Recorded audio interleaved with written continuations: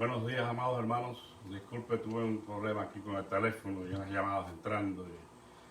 Espero que el Señor les esté bendiciendo en este comienzo de semana. Y vamos a dar lectura a nuestro devocional, que hoy tiene un título un tanto paradójico. Pues se titula Violencia Santa. Y dice así la lectura. La oración eficaz por la plenitud del Espíritu Santo debe ser motivada por un deseo que contenga alguna proporción de la grandeza de la bendición.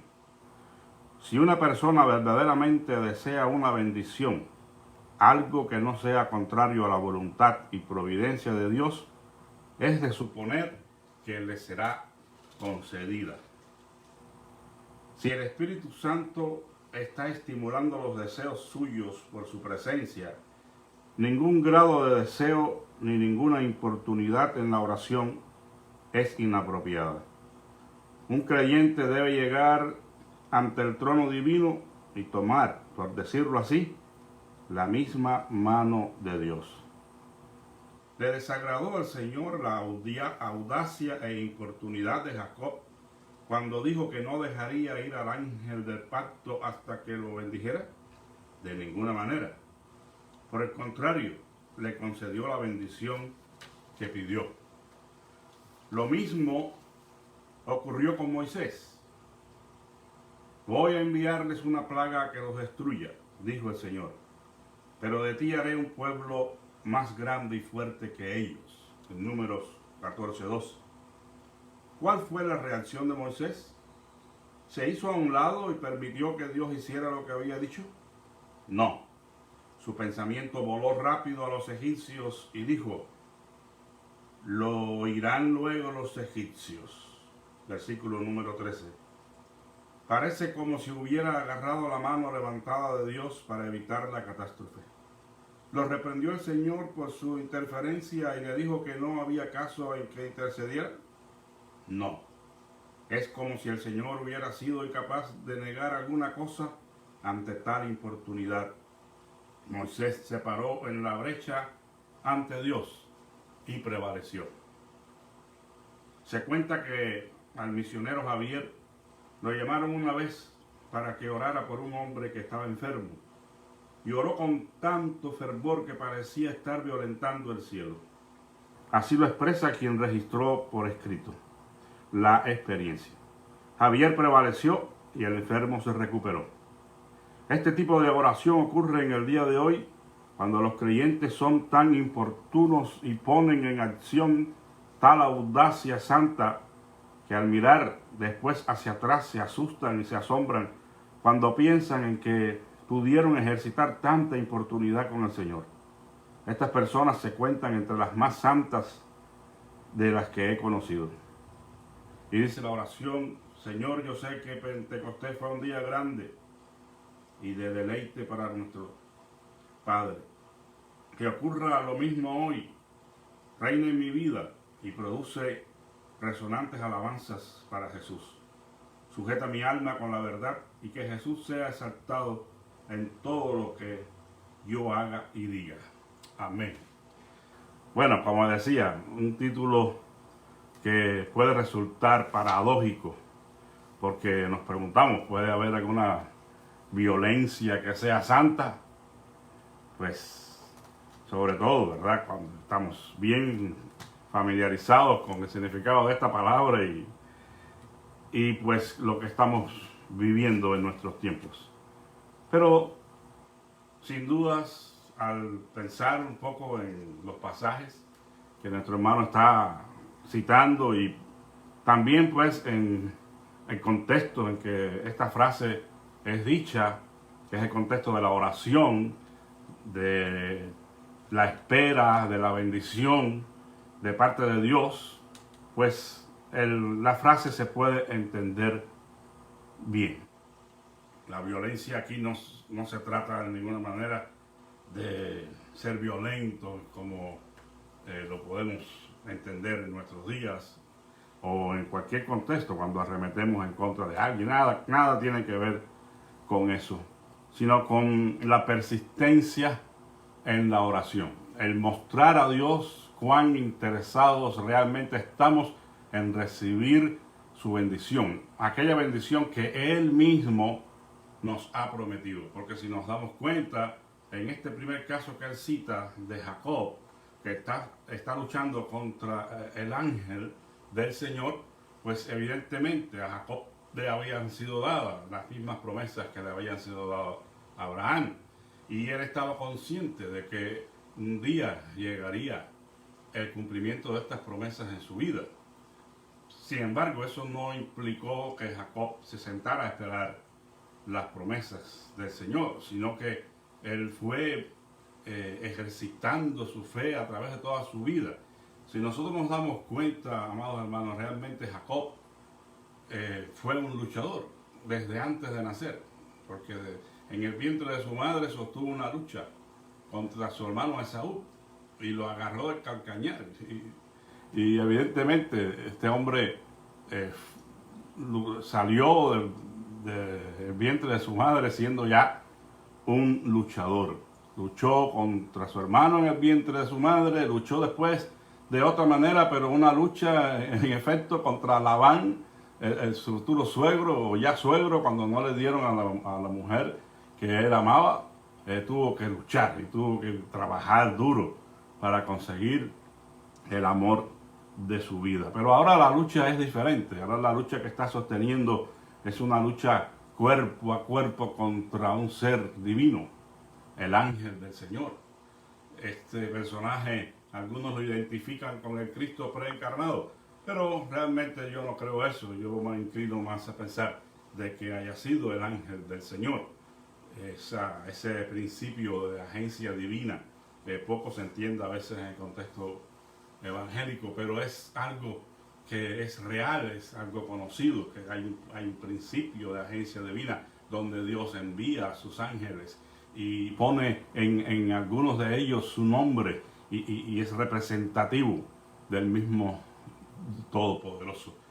El punto es que no importa la identidad de este personaje, era un personaje divino, del otro mundo, y estaba luchando con Jacob en este momento donde él estaba preparándose para el encuentro con Esaú, su hermano, que como todos saben, pues la cosa no estaba muy buena. Allí Jacob tenía temor de cómo reaccionaría Esaú, porque bueno, él había sido promotor de un engaño contra su hermano y realmente pues estaba preocupado. Pero fue una lucha cuerpo a cuerpo que nosotros debemos entender precisamente en este contexto del deseo de Jacob por la bendición que le había sido prometida.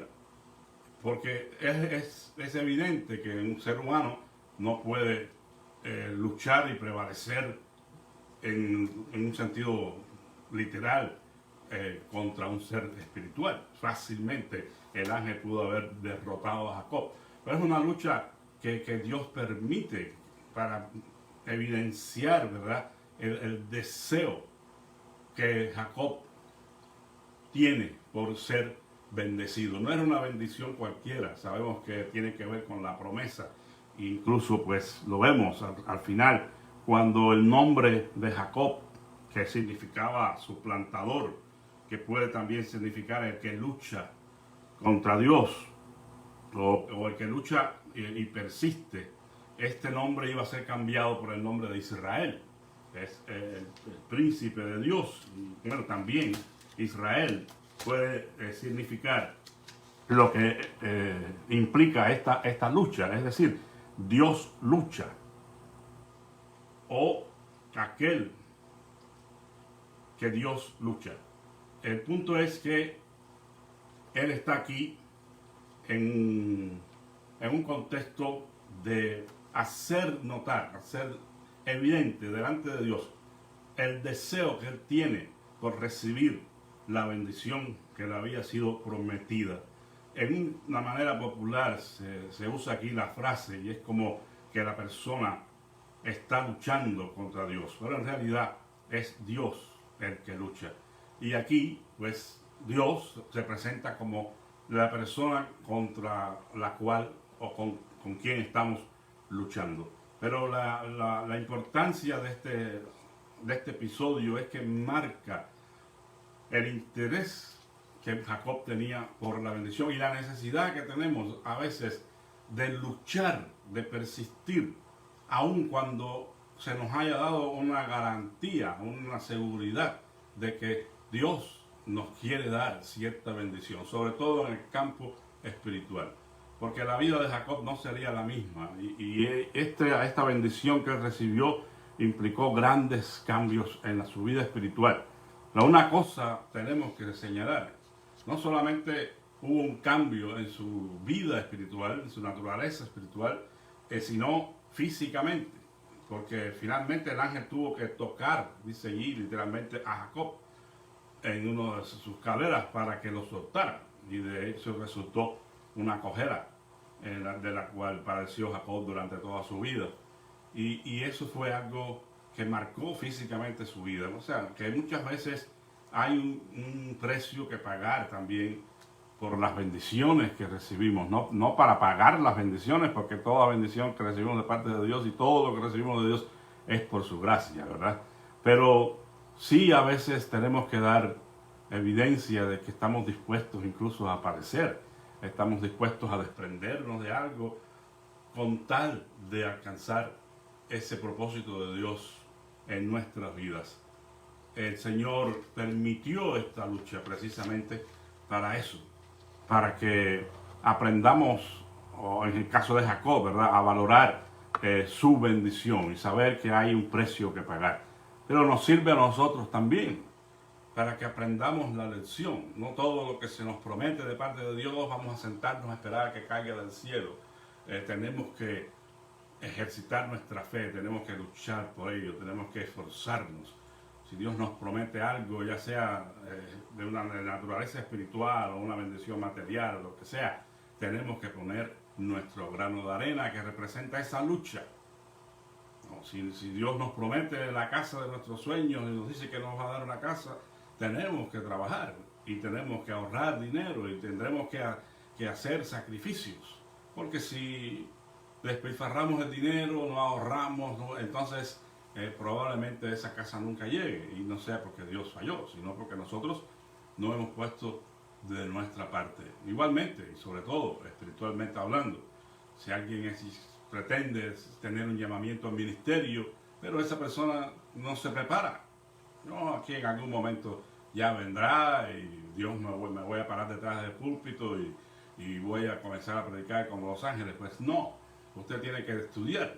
Dios llama y nosotros nos preparamos y tenemos que poner nuestro esfuerzo y nuestro sacrificio para que muchas de estas promesas se concreten en nuestras vidas. El otro caso que cita nuestro hermano complicado, ¿verdad?, el caso de Moisés intercediendo por su pueblo. La rebelión del pueblo había sido evidente, algo tremendamente triste, ¿no?, y doloroso para Dios, sobre todo que el pueblo se había rebelado en contra de él y la autoridad de sus líderes, y estaban protestando y maldiciendo y diciendo, bueno, mejor nos hubiera sido permanecer en Egipto que venir aquí al desierto para morir, y bueno, una serie de cosas que desataron la ira de Dios, ¿verdad? Y el Señor dice, bueno, apártate, Moisés, que voy a destruir a toda esta gente, solamente a ti, bueno, y algunos otros que fueron fieles van a permanecer. Y bueno, Moisés no dijo, oh, ok, está bien, Señor, y se apartó, sino que Moisés intercede por el pueblo. Y aquí es donde entra el conflicto. A veces nos leemos estas cosas así y decimos, bueno, ¿qué pasa, no? ¿Será que Dios necesita ser convencido a través de argumentos humanos para que no haga lo que ha decidido? Moisés empieza a argumentar, ¿y qué van a decir los egipcios, verdad? Sacó a este pueblo para llevarlos a la tierra prometida y finalmente los mató a todos y no les dio nada. Y bueno, tal parece como que hay ahí unos razonamientos y unos argumentos que Moisés está haciendo, esforzándose para cambiar la mente de Dios y aplacar su ira. Pero lo más probable aquí, a pesar de que es cierto el juicio de Dios que él quería ejercer sobre su pueblo, es que probablemente Dios está probando a Moisés también, ¿verdad? A ver cómo Moisés reaccionaba ante esta situación. El punto es que es un pasaje complejo, es difícil su interpretación, pero en realidad la misericordia de Dios prevalece, ¿verdad? Y no destruye al pueblo, aunque en otra ocasión pues, a veces el juicio se tuvo que hacer inminente y la tierra se tragó un montón de gente en la rebelión de Coré. Pero el Señor lo que decide en este caso es, bueno, ok, no vaya a destruirlo, pero no van a entrar a la tierra. No van a entrar a la tierra prometida. Esta generación no lo va a hacer. Y a la excepción de Caleb, que fue fiel y todo eso. Y, bueno, conocemos la historia, ¿verdad? De hecho, y tristemente, el mismo Moisés no pudo entrar a la tierra prometida. Es que las cosas de Dios son serias. Moisés fracasó en ese sentido porque Moisés golpeó la peña, no la tocó como Dios le había dicho y bueno, no pudo entrar a la tierra prometida.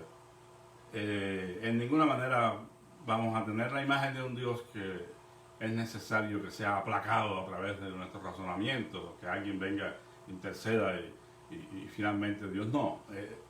Hay cosas que no podemos entender con nuestra mente humana, pero definitivamente siempre es grande la misericordia de Dios con nosotros y Él no desea la destrucción de nadie. El deseo de Dios es que todos procedan al arrepentimiento. El deseo de Dios es poder ver que muchos responden a su gracia. Sabemos que esto no es entendido de la misma manera por todos los cristianos, pero de cualquier manera el nombre de nuestro Dios es el Salvador, es quien salva. Su corazón está en esa dirección, su corazón está puesto en esa obra de salvar a todo aquel que cree. Dios es grande en misericordia. Y nosotros debemos aprender en esta mañana que hay un tipo de violencia santa que podemos ejecutar nosotros en nuestras oraciones. No se trata para nada de ir al trono de Dios y empezar a declarar y a reclamar y a querer forzar a Dios a cumplir con nuestros deseos. No se trata para nada de eso, pero sí se trata de una persistencia, de una insistencia, de un mostrarle a Dios que creemos en lo que Él nos ha prometido y que estamos dispuestos a seguir luchando. Hermanos, disculpen, es que es un problema tremendo con este asunto del teléfono. Aunque uno ponga esto en modo de avión o helicóptero, lo que sea, las llamadas siguen entrando. Bueno, quería ya terminar diciéndoles que es necesario que mostremos a Dios cuán fervientemente estamos interesados en que las promesas que Él nos ha hecho personalmente a nosotros quizás se cumplan. Y debemos insistir en oración y nunca abandonar. Seguir orando y confiando en el Señor. Esa es la violencia de la cual estamos hablando aquí. De no ser impasibles, de no ser dejados, desinteresados, sino que mostremos nuestro interés y reclamemos sus promesas. No reclamemos lo que nosotros estamos diciendo, sus promesas y entiéndase esta palabra de reclamo en el contexto de recordar a Dios su palabra y dejarle saber que creemos en su palabra, no un reclamo en el sentido que estamos acostumbrados a ver, como que tenemos derecho alguno. No tenemos derecho alguno ante Dios, más que el que nos otorga su gracia y su misericordia. Que el Señor les bendiga a todos en esta mañana, que tengan una feliz semana, comenzando con este primer día que para muchos no es un día muy bueno, pero bueno, gracias a Dios que es un día más que Él nos permite vivir. Vamos a orar. Gracias en esta mañana, Padre, por la verdad de tu palabra, por esta enseñanza de que podemos, Señor, ser persistentes en la oración y prevalecer allí, luchando por aquellas cosas que tú en tu misericordia nos quieres dar, Señor. Gracias por enseñarnos en esta mañana esta verdad, de que a pesar de que tú nos bendices y nos quieres dar grandes bendiciones, debemos mostrarte a ti cuán interesados estamos en conseguirlas. Te ruego porque en esta mañana mis hermanos puedan recibir esta verdad en sus corazones y convertirse, Señor, en esas personas que oran y persisten y agradecen y dan gracias por todo y en todo. Permite, Señor, que ellos vean concretadas las respuestas a sus oraciones en tu voluntad, Señor. Padre, concede la salud al enfermo, te lo suplicamos por los méritos de Jesucristo. Sana a nuestros hermanos, Señor, que están padeciendo algún mal. Seguimos intercediendo por Norma Escobedo y creyendo, Señor, en que tú puedes hacer un milagro en su vida. Así, Señor, rogamos que proveas el empleo para aquel que está desempleado y traigas al corazón apocapado, Señor, la paz tuya que sobrepasa todo entendimiento. Enséñanos, Señor, a esperar en ti, sabiendo que tú eres bueno y que tú deseas glorificar a Jesucristo en nuestras vidas, dándonos lo mejor, Señor, para nosotros. Guárdanos muy cerca de ti en este día y aún gracias por las interrupciones, Señor. En el nombre de Jesús. Amén. La paz de Cristo sea con todos ustedes en esta mañana, hermanos.